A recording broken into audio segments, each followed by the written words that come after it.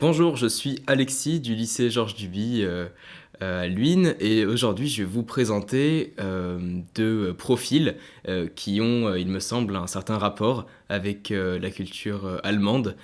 Aujourd'hui, je vais vous présenter Nathan Bachellery et Arthur Glorieux qui vont nous livrer leur témoignage à propos de ce sujet.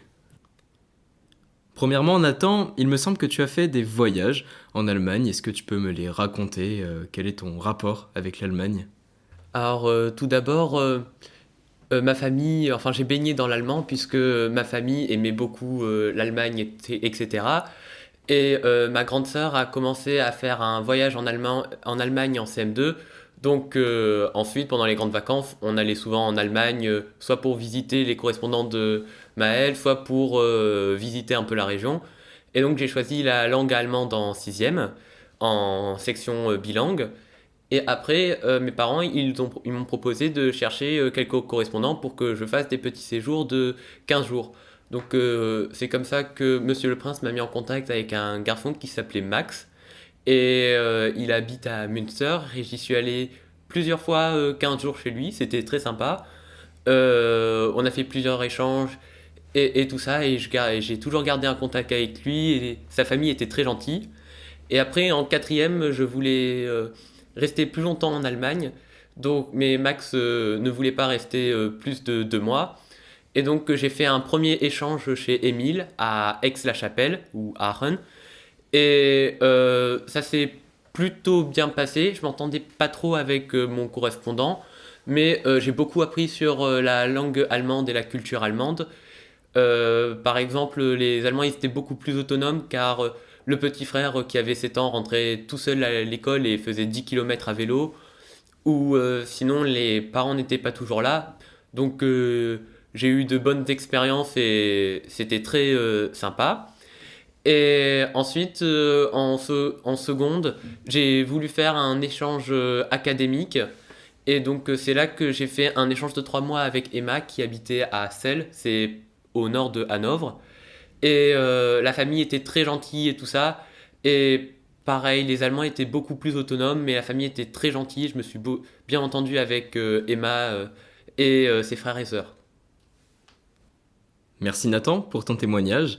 Je vais maintenant poser une certaine question à Arthur. Arthur, toi qui as eu une certaine histoire avec l'Allemagne depuis ta tendre enfance, peux-tu nous raconter quel est ton rapport avec l'Allemagne? Alors bonjour, par ailleurs, tout d'abord, j'ai déjà fait des échanges comme Nathan en Allemagne, mais je vais surtout me concentrer sur la fois où j'ai vécu en Allemagne et où je vais surtout vous parler de mon retour d'Allemagne en France, qui a été, je pense, le plus marquant pour moi. Donc en 2008, j'ai déménagé en Allemagne à Düsseldorf pour le travail de mon père. Et j'ai fait une sorte de kindergarten dans un lycée français, mais j'ai tout de même appris l'allemand comme une première langue. J'avais des amis allemands, on finissait l'école à 14h, c'était génial. L'après-midi, on allait jouer sur les bords du Rhin, c'était génial. Mais en 2012, pour mon retour en France, euh, j'avais tout, il y a des mots que je n'avais pas en français. Même si j'ai des parents français, il y a des mots que je n'avais pas en français, mais uniquement en allemand. Et j'avais donc une certaine distinction par rapport à mes camarades qui avaient tout en français, qui ne parlaient pas l'allemand. Et je parlais quasiment aussi bien allemand que français à cette époque-là.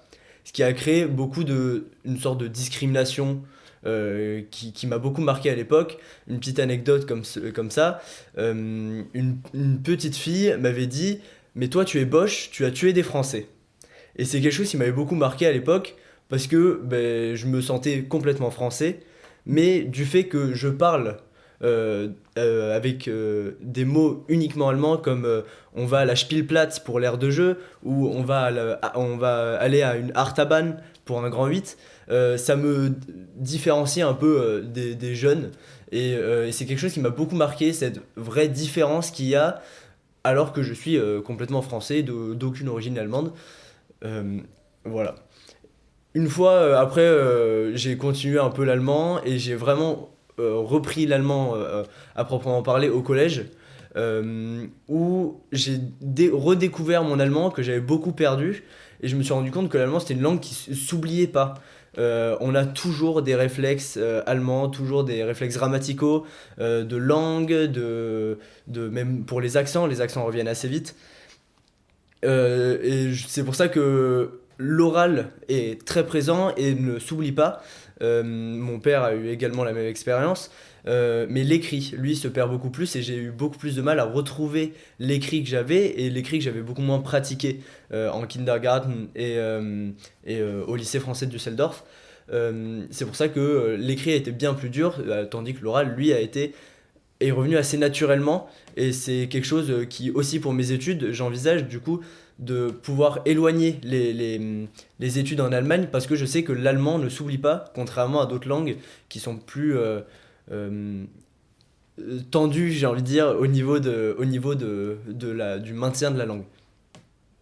Eh bien, merci à vous deux pour vos témoignages. De mon côté, je suis complètement d'accord avec ce que vous dites sur la culture allemande. De mon côté, j'ai participé à des échanges, notamment à Münster, pendant 1 mois et demi en classe de quatrième. Et si je pouvais résumer cet échange en un mot, c'est l'accueil. En effet, j'ai trouvé les valeurs de l'Allemagne vraiment appréciables, notamment celles des familles allemandes qui ont un certain sens de l'accueil.